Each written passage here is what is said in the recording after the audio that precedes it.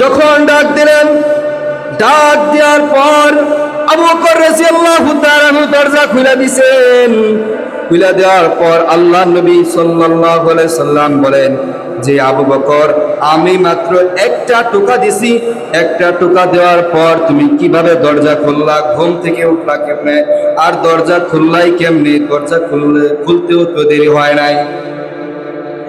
আবু বকর রাদিয়াল্লাহু তাআলা আনহু বলেন, ইয়া রাসূলুল্লাহ, ক্ষমার দৃষ্টিতে দেখবেন, আপনি আমাকে একদিন বলেছিলেন যে হিজরত করা লাগবে মক্কা থেকে মদিনার পথে। ওই দিনকার পর থেকে ইয়া রাসূলুল্লাহ, আপনি যখন বলেছেন ওই দিনকার পর থেকে আমি একটা রাত্র ঘুমাই নাই। আমি দরজার কিনারায় এসে বসে গেছি, কখন আপনি আসবেন, কখন টোকা দিবেন। আর যদি আমার দরজা খুলতে দেরি হয় আপনি মনে কষ্ট পাইবেন, এই জন্য আমি দরজার কিনারায় বসে আছি। ইয়া রাসূলুল্লাহ, শুধু কি আমি এখানে বসে আছি? না না, ওই যে ওইদিকে আমার মেয়েকে দেখতেছেন, আমার মেয়েও প্রতি রাত্রে খাবার তৈরি করে বসে থাকেন, কখন আল্লাহ নবী সাল্লাল্লাহু আলাইহি সাল্লাম আসবেন।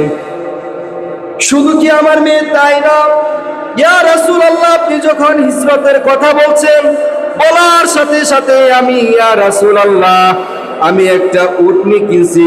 উটনিটা, ইয়া রাসূলুল্লাহ, আপনার সফরের জন্য এমন কোন রাত নাই যে সে নির্ঘুম কাটাইছেন, সারা রাত্র আপনার ঘুম ছাড়া ঘুম ছাড়া কাটায় দিছেন। উটনির চোখেও ঘুম নাই, আমার চোখেও ঘুম নাই, আমার কন্যার চোখেও ঘুম নাই। ইয়া রাসূলুল্লাহ, রাসূল করিম সাল্লাল্লাহু আলাইহি ওয়াসাল্লাম বললেন যে, পাওনে চলো, বের হয়ে চলো।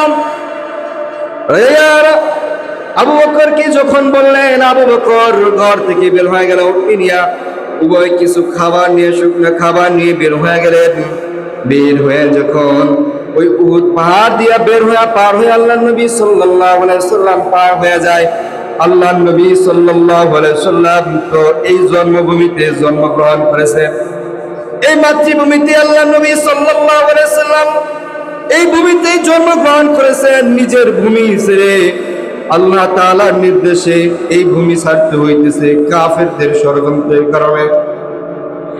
কারণ আল্লাহ নবী সাল্লাল্লাহু আলাইহি সাল্লাম যদি এই ভূমিতে থাকে, তাহলে আল্লাহ নবী সাল্লাল্লাহু আলাইহি সাল্লামকে আর বাঁচতে দেওয়া হবে না। কাফের বেঈমান মুশরিক আবু লাহাবের দলরা, উতবা সাইবারা জোট হয়েছে আল্লাহ নবী সাল্লাল্লাহু আলাইহি সাল্লামকে হত্যা করার জন্য। এই জন্য হিজরত করে বের হয়ে যাইতেছেন। আর যখন পাহাড় পার হয়ে যায়, আল্লাহ নবী সাল্লাল্লাহু আলাইহি ওয়াসাল্লাম নিজের মাতৃভূমির জন্য আল্লাহ নবী সাল্লাল্লাহু আলাইহি ওয়াসাল্লাম বারবার পিছন দিকে ফিরে চায়।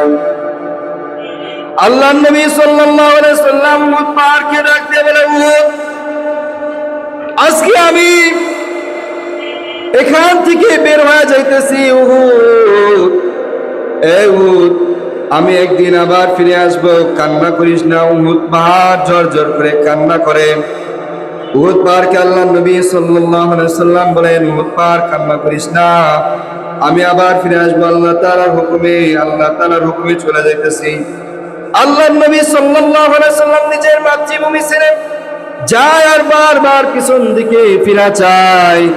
তখন আবু বকর রাদিয়াল্লাহু তাআলা আনহু ডাক দিয়ে বলেন, ইয়া রাসূলুল্লাহ, আপনি কেন বারবার পিছন দিকে ফিরে চান? আল্লাহ নবী সাল্লাল্লাহু আলাইহি সাল্লাম বলে, এটা আমার মাতৃভূমি, এখানে আমি জন্মগ্রহণ করেছি। আজকে আমি এই ভূমি ছেড়ে চলে যাইতেছি। এই ভূমির জন্য আমার বড় মায়া হইতেছে, এই ভূমির জন্য আমার মায়া হইতেছে। আর সামনের দিকে অগ্রসর হইতেছে। অগ্রসর হইতে হইতে আল্লাহ নবী সাল্লাল্লাহু আলাইহি সাল্লাম হীরা পর্বতে ওইখানে আশ্রয় নিলেন। কাফের বেঈমান মুশরিকরা অপরদিকে মক্কার ভিতরে দেখে গুঞ্জন উঠে গেছে, মুহাম্মদ মক্কার ভিতরে নাই, মুহাম্মদ কই জানি চলে গেছে।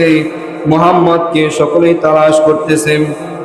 অপরদিকে হীরা পাহাড়ের ভিতরে, পর্বতের ভিতরে আল্লাহ নবী সাল্লাল্লাহু আলাইহি সাল্লাম চলে গেলেন। আল্লাহ নবী পাহাড়ের ভিতরে, গুহার ভিতরে চলে গেলেন যে কাফেররা যদি আমাকে দেখে ফেলেন। এই জন্য ওখানে আল্লাহ নবী সাল্লাল্লাহু আলাইহি সাল্লাম একটু আড়াল হওয়ার জন্য গেলেন। আল্লাহ নবী সাল্লাল্লাহু আলাইহি সাল্লাম যখন গেলেন, ওইখানে যাওয়ার পরে ওই দিক দিয়ে অনেক গর্ত আর অনেক পোকামাকড় ছিল, সবগুলোকে আবু বকর রাদিয়াল্লাহু তাআলা সরাইয়া দিলেন হাত দিয়া। হাত দিয়ে যখন সরাইয়া দিলেন, সরাইয়া দেওয়ার পর আল্লাহ নবী সাল্লাল্লাহু আলাইহি সাল্লামকে বলেন যে ইয়া রাসূলুল্লাহ, অনেক দূর সফর করে আসছেন, আপনি খুব ক্লান্ত,